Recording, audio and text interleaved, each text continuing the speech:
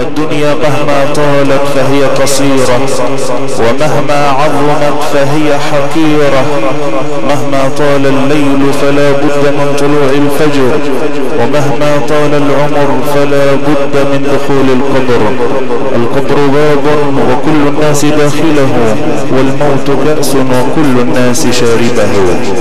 كل ناع فسينعى، وكل باك فسيبكى، وكل مذكور سينسى، وكل مذكور سيفنى. ليس غير الله يبقى، من علا فالله أعلى. يا نفس لا تتكبري، فحتما يوما سترحلي. مهما طال أو قصر الزمان، فعلى الأحناق ستحملي. حتما ستزوري بيت الدور، وفي التراب ستدفني. ويقول الإمام أبو الدرداء رضي الله عنه وأرضاه: اعبدوا الله وكأنكم ترونه، وعدوا أنفسكم من الموتى، واعلموا أن القليل الذي يكفيكم خير من الكثير الذي يلهيكم. واعلموا أن البر لا يبلى، وأن الذنب لا ينسى، وأن الديان لا يموت. فاعملوا ما شئتم فكما تدين تدان. أيها الإخوة المؤمنون، طبتم وطاب ممشاكم وتبوأتم من الجنة منزلا، فسلام من الله عليكم ورحمته وبركاته.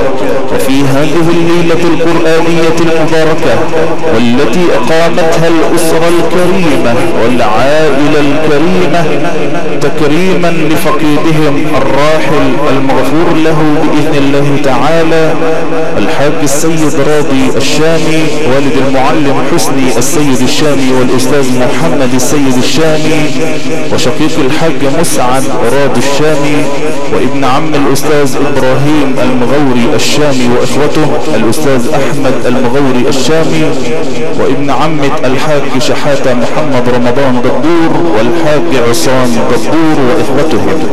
قريب جميع عائلات دبور وجميع عائلات الليني والشورى وألاجة. الله أسأل أن يجعل هذه الليلة في ميزان حسنات الفقيد الراحل، إنه ولي ذلك والقادر عليه. والشكر موصول إلى صاحب الفراشة والإنارة الحديثة ومحطات الديزل العالمية المتنقلة في كل مكان، لصاحبها الحاج فتحي عرفة وأولاده إدارة المتر، البشمهندس العالمي إبراهيم عرفة، البشمهندس العالمي خالد عرفة، المقيمين بالبنا بمركز مدينة الحمول بمحافظة كفر الشيخ. شكر موصول إلى صاحب الخدمة الفندقية الممتازة إدارة الحاج توكل عطية، المقيم بأليني بمركز مدينة الحمول كفر الشيخ. شكر موصول إلى الكاميرا العالمية المحترفة لصاحبها البشمهندس حسني، المصور في الحفلات الدينية والمناسبات القرآنية. شكر موصول إلى صاحب الصوتيات العالمي والمصنف رقم 1 في عالم الصوتيات البشمهندس مصطفى محمود، المقيم بدكوم شيخ العرب بمركز مدينة الحمول كفر الشيخ.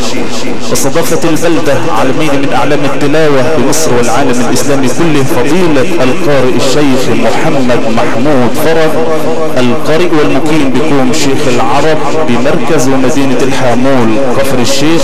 الله أسأل أن يرزقه التوفيق والإخلاص، ولي ولحضراتكم بحسن الاستماع. فليتفضل صاحب الفضيلة مشكورا. وكان معكم مقدما في هذه الليلة الإعلامي الشيخ رشاد الشناوي، وبركية عزاء مقدمة من فضيلة المستشار سيادة النائب خالد عجور. الله أسأل أن يجعل هذه الليلة خالصة لوجهه الكريم، إنه ولي ذلك والقادر عليه. فليتفضل صاحب الفضيلة مشكورا. أعوذ بالله من الشيطان الرجيم.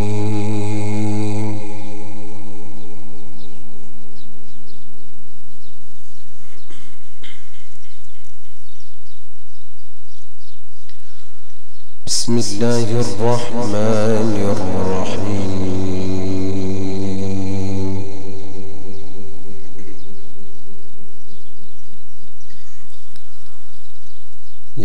يسألونك عن الأهلة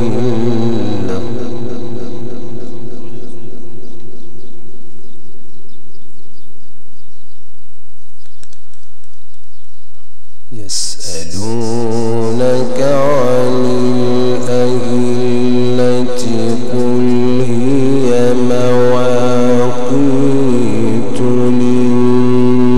للناس والحج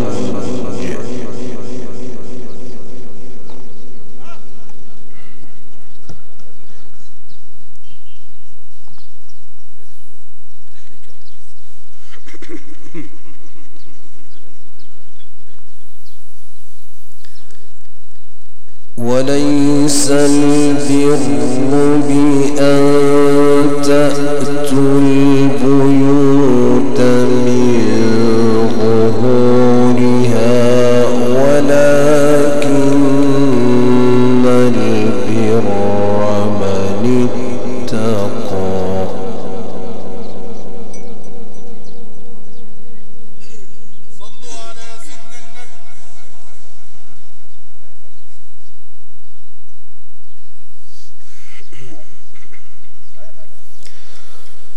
وأتوا البيوت من أبوابها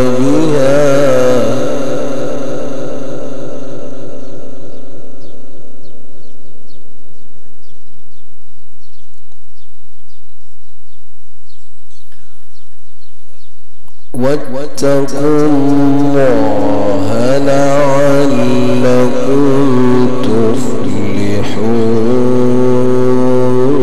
تفلحون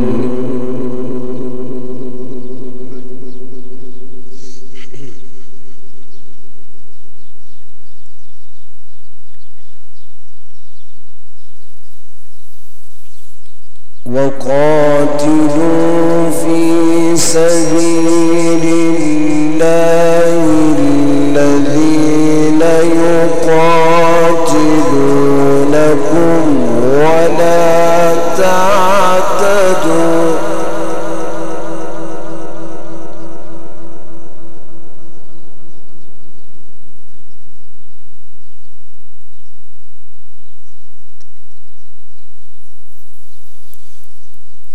إن الله لا يحب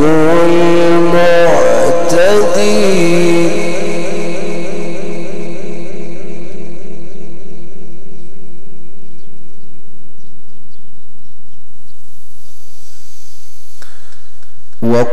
واقتلوهم حيث ثقفتموهم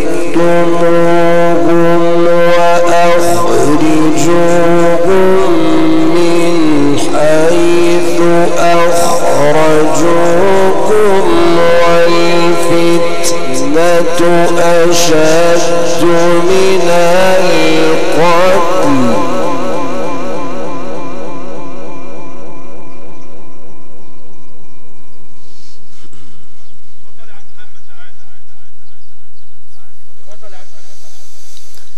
ولا تقاتلوهم عند المسجد الحرام حتى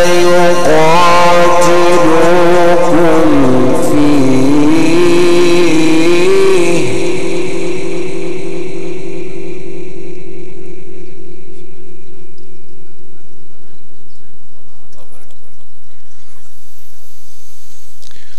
فإن قاتلوكم فاقتلوهم كذلك جزاء الكافرين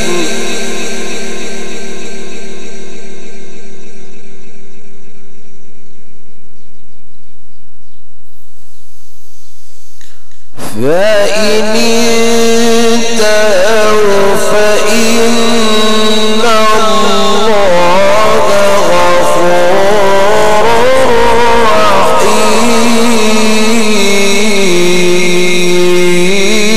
رحيم. بسم الله الرحمن الرحيم. بسم الله الرحمن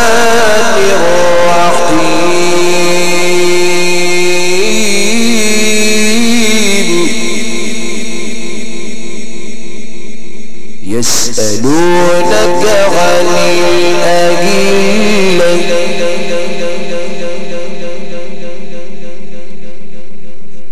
يسألونك عن الأهلة قل هي مواقيت للناس والحج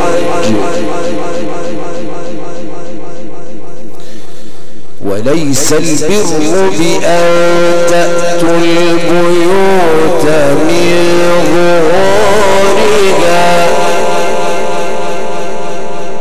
ولكن البر من اتقى وأتوا البيوت من أبوابها وأتوا البيوت من أبوابها بسم الله الرحمن الرحيم بسم الله الرحمن الرحيم يسألونك عن الأهلة قل هي مواقيت للناس والحج وليس البر بأن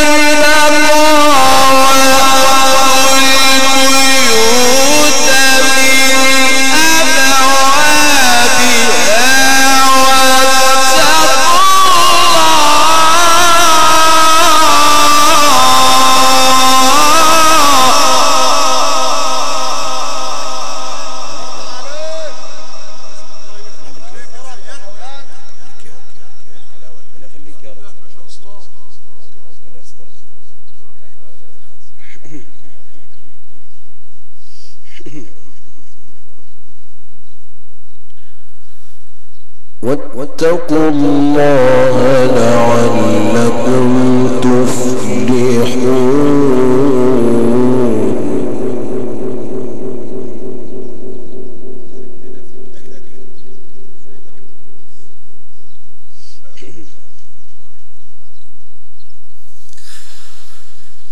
وقاتلوا في سبيل الله الذين يقاتلونكم ولا تعتدوا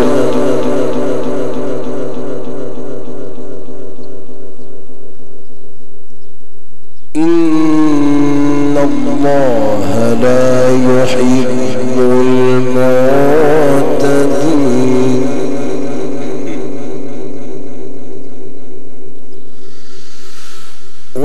وقتلوهم حيث ثقفتموهم وأخرجوهم من حيث أخرجوكم والفتنة أشد من القتل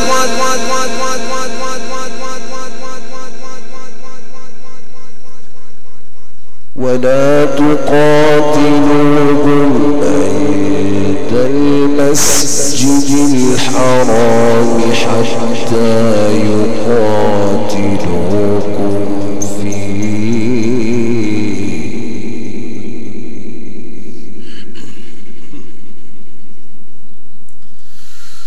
فإن قاتلوكم فاقتلوهم كذلك جزاء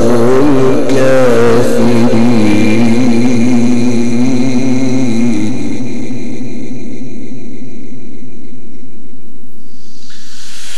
فإن ابتغوا فإن الله غفور رحيم فإن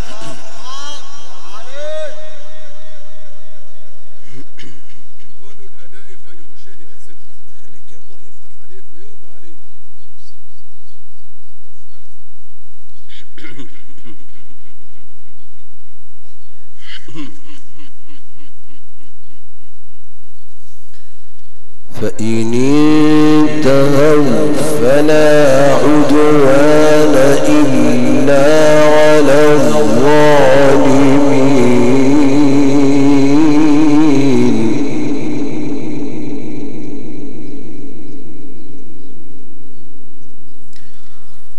الشهر الحرام بالشهر الحرام والحرمات قصاص،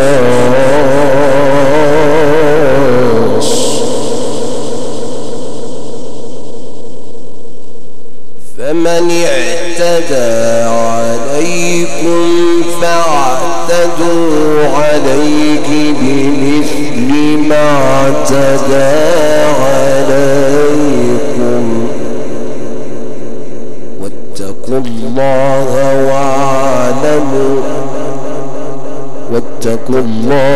واعلموا أن الله مع المتقين.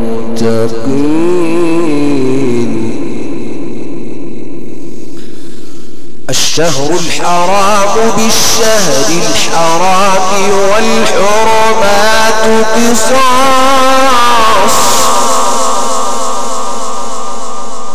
فمن اعتدى عليكم فاعتدوا عليه بمثل ما اعتدى عليكم، واتقوا الله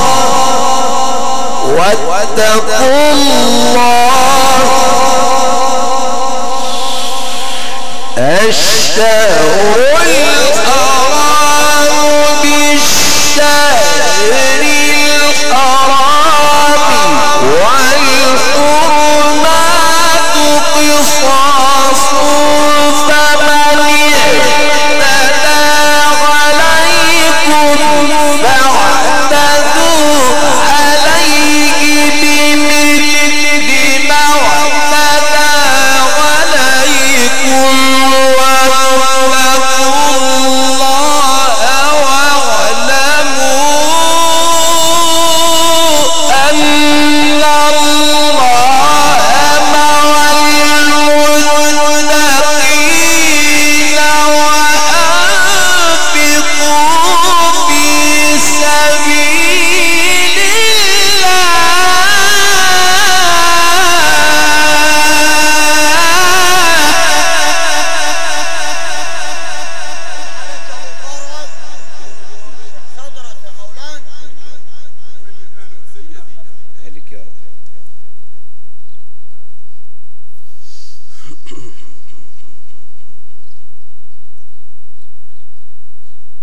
وأنفقوا في سبيل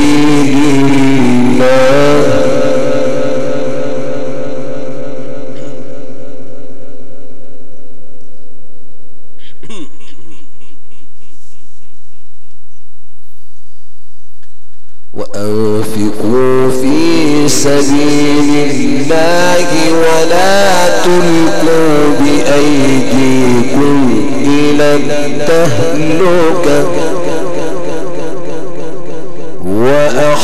وأحسنوا إن الله يحب المحسنين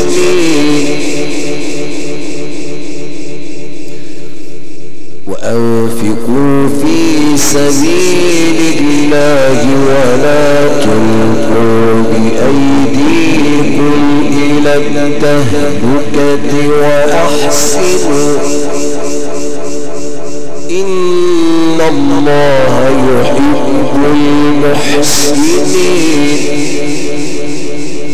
الشهر الحرام بالشهر الحرام والحرمات قصاص فمن اعتدى عليكم فاعتدوا عليه بمثل ما اعتدى عليكم واتقوا الله واعلموا الشهر الحرام بالشهر الحرام والحرمات قصاص فمن اعتدى عليكم فاعتدوا عليه بمثل ما اعتدى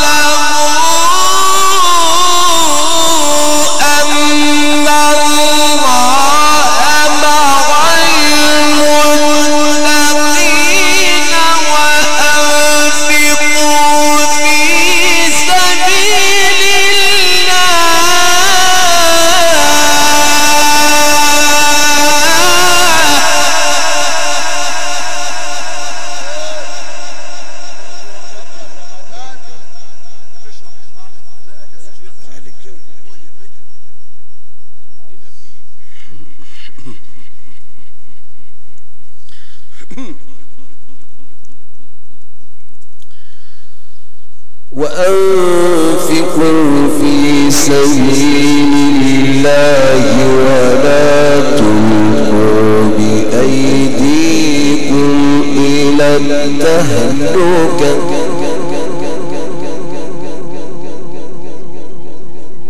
وأحسنوا إن الله يحب المحسنين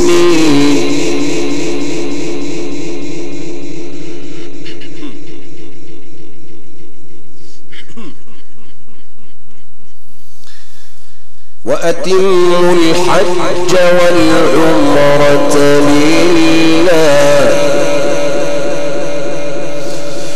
وأنفقوا في سبيل الله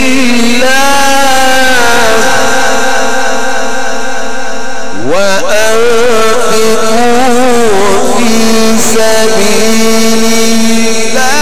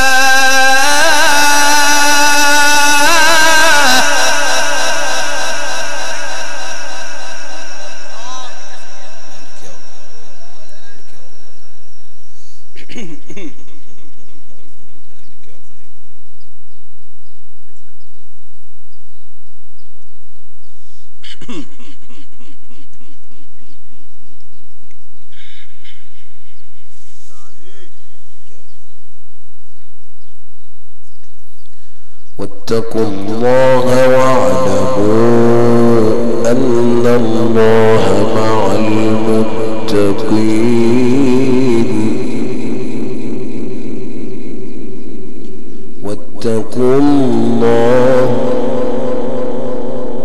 واتقوا الله واعلموا أن المتقين وأنفقوا في سبيل الله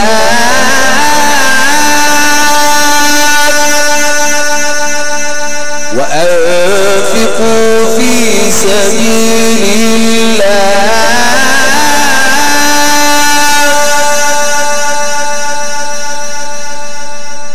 ولا تلقوا بأيديكم إلى التهلكة وأحسنوا إن الله يحب المحسنين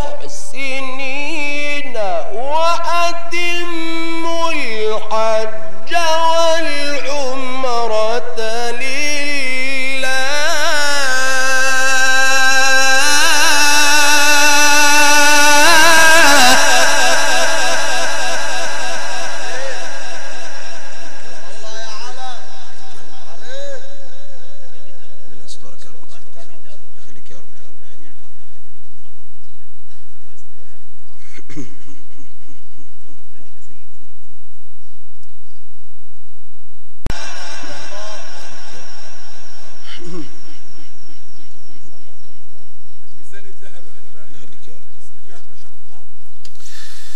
فإن أحصرتم فما استيسر من الهدي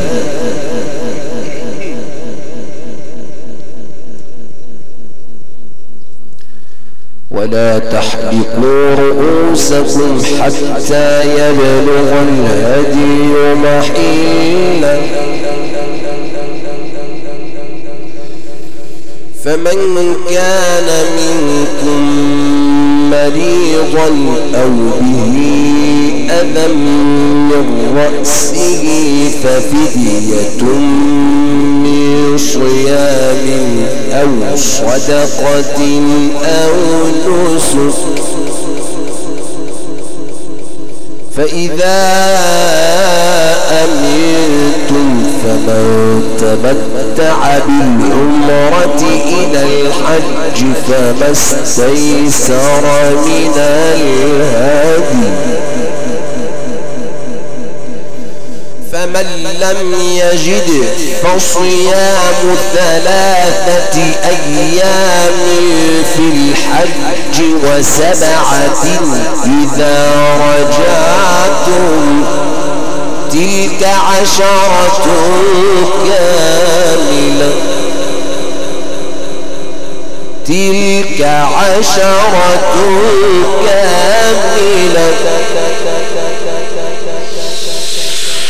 فإذا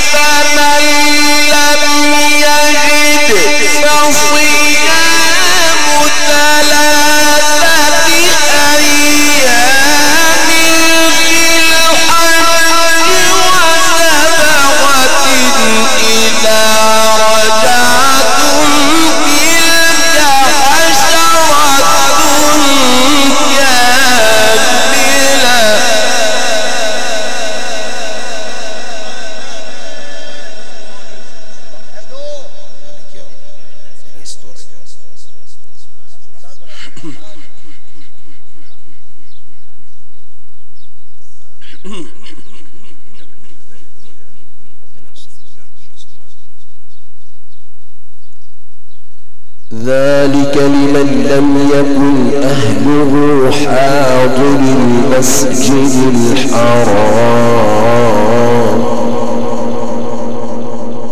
واتقوا الله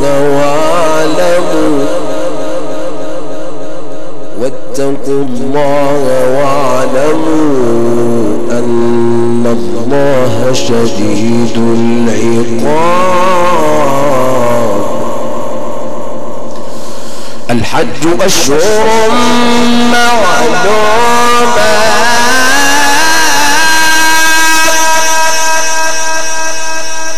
الحج أشهر معلومات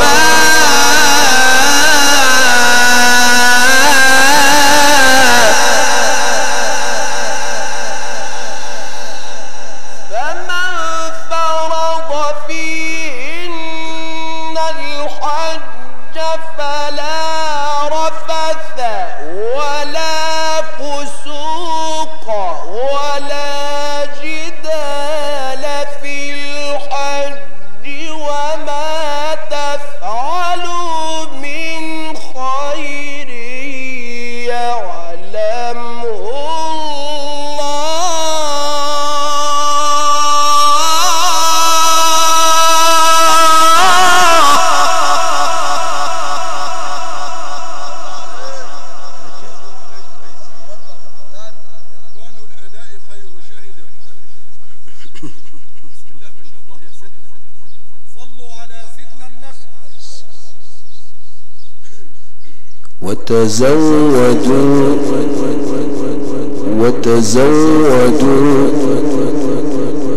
وتزودوا فإن خير الزاد التقوى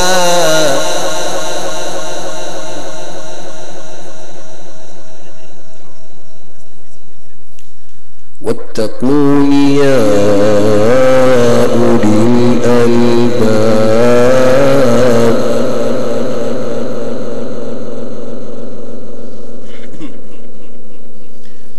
الحج أشهر معلومات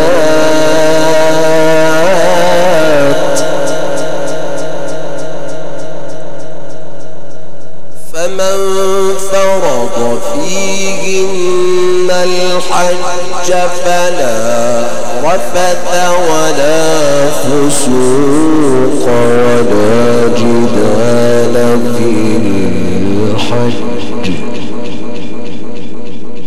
وما تفعلوا من خير يعلمه الله الحج أشهر معلومات الحج أشهر معلومات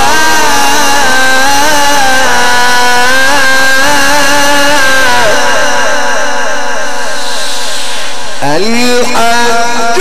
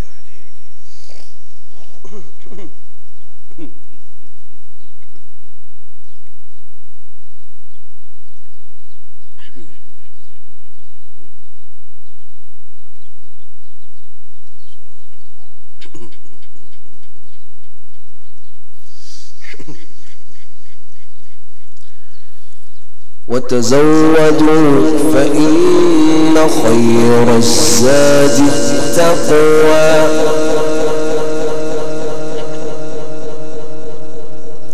واتقون يا أولي الألباب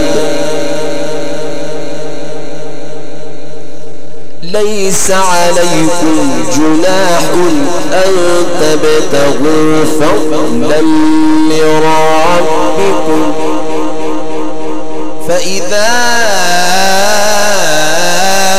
أفضتم من عرفات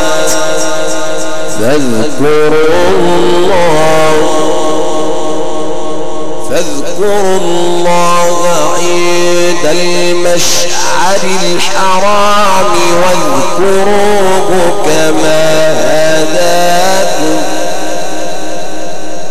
وإن كنتم من قبله لمن الضالين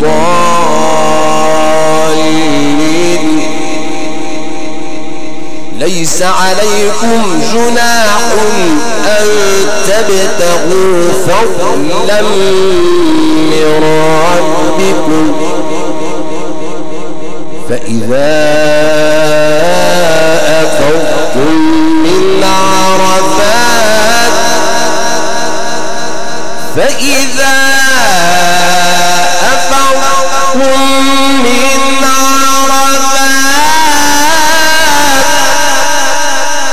فاذكروا الله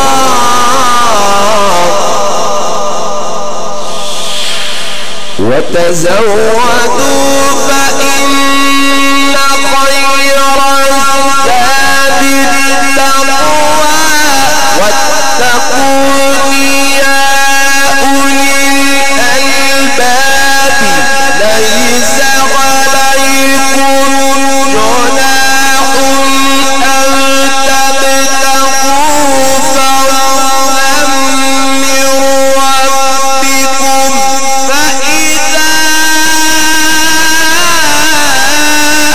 أفضتم من عرفات فاذكروا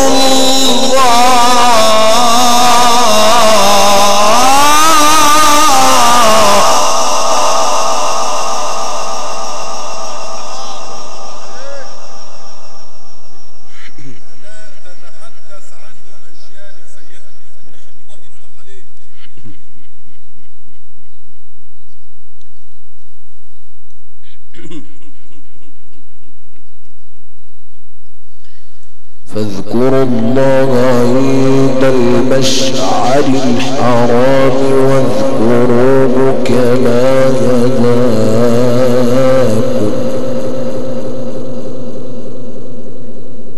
وإن كنتم من قبله لمن الضالين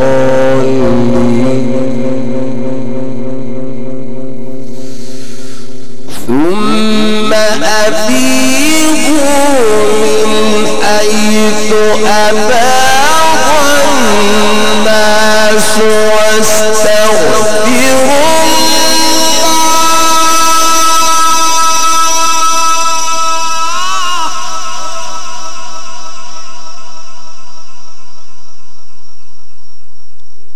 إن الله غفور رحيم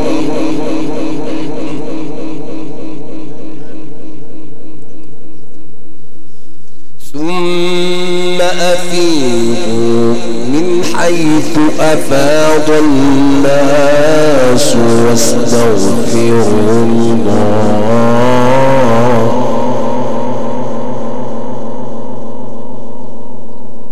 إن الله غفور رحيم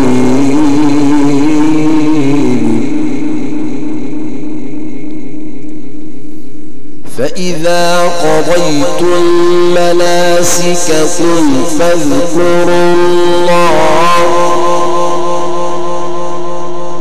فاذكروا الله كذكركم آباءكم أو أشد ذكرا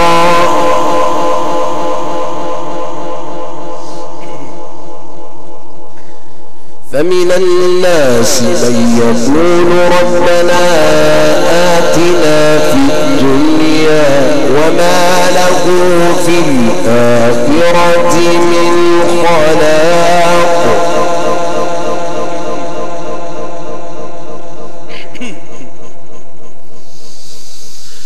ومنهم من يقول ربنا آتنا في الدنيا حسنة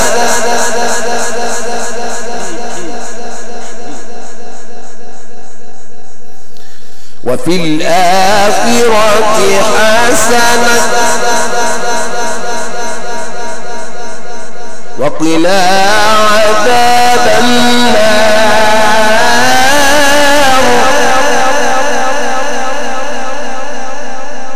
ومنهم من من يقول ربنا آتنا في الدنيا حسنة وفي الآخرة حسنة وقنا عذاب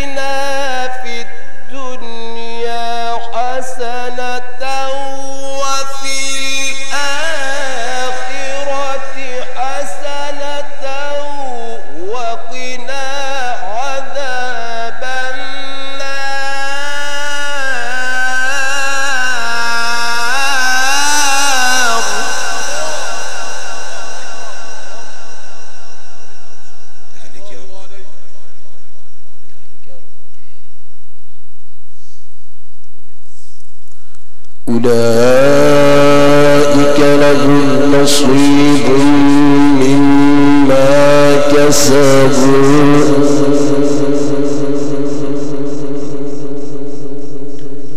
والله سريع الحساب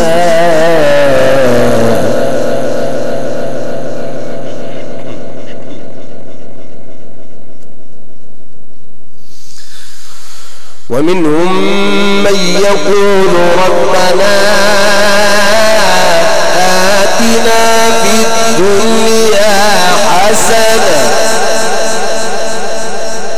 وفي الآخرة حسنة وقنا عذاب النار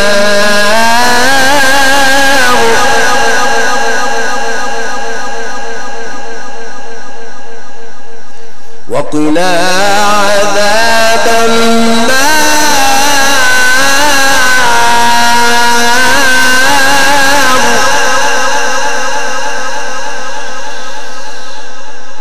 ومنهم من يقول ربنا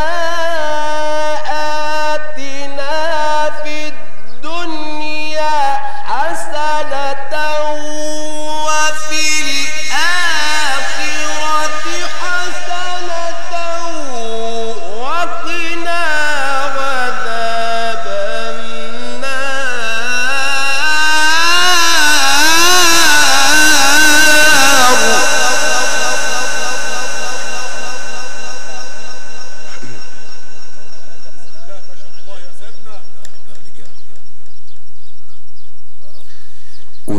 أولئك لهم نصيب مما كسبوا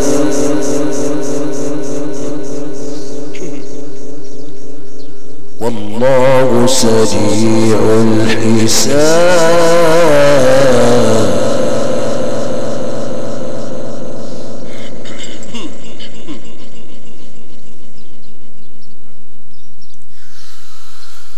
واذكروا الله في أيام معدودات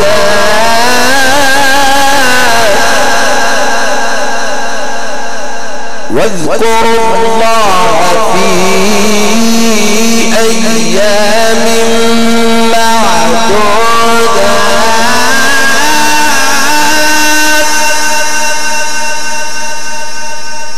فمن تعجل في يومين فلا إثم عليه ومن تأخر فلا إثم عليه لمن اتقى واذكروا الله في أيام معدودات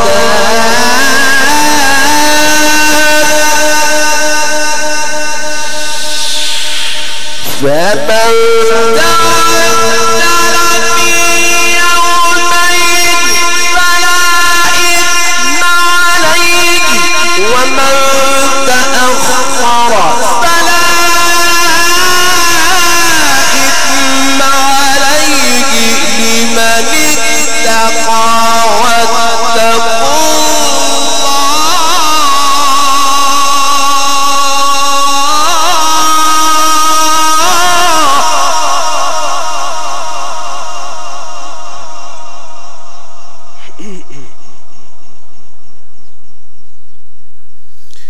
واتقوا الله واعلموا أنكم إليه تحشرون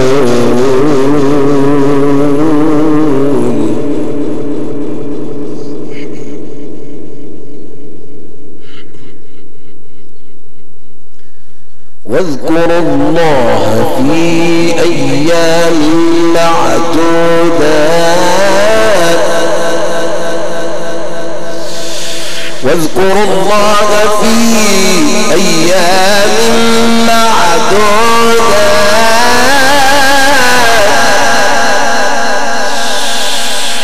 واذكروا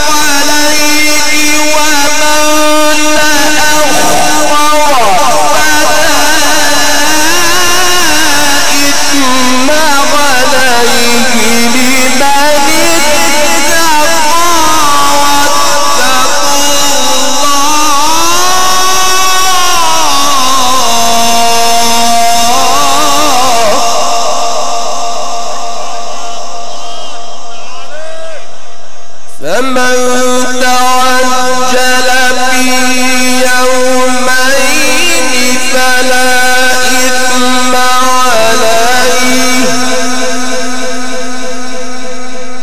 ومن تأخر فلا إثم عليه لمن اتقى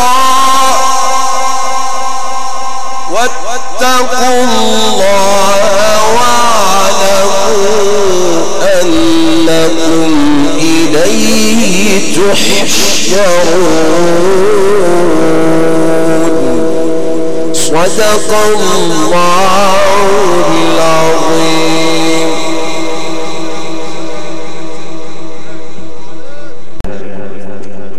لكان رسول الله حيا وباقيا ولكنها تفنى ويفنى نعيمها وتبقى الذنوب والمعاصي كما هي. هكذا إخوتنا إخوة الإيمان والإسلام عشنا وإياكم مع هذه الآيات البينات والتي كانت من عضد سورة البقرة والتي تلاها على مسامع حضراتكم ذلكم العلم القرآني الإذاعي صاحب الصوت الحسن والأداء المتميز والذي تشرف به جميع الليالي الدينية عبر إذاعات جمهورية مصر العربية، ألا وهو فضيلة القارئ الشيخ محمد محمود فرج القارئ والمقيم بكوم شيخ العرب بمركز مدينة الحامول بمحافظة كفر الشيخ.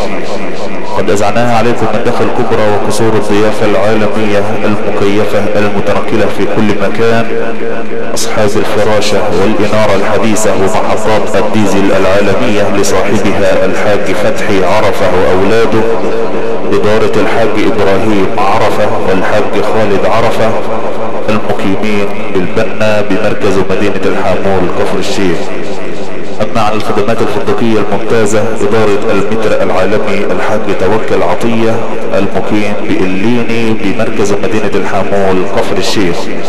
شكر موصول إلى صاحب الصوتيات العالمي الباشمهندس مصطفى محمود المقيم بكوم شيخ العرب بمركز مدينة الحامول كفر الشيخ.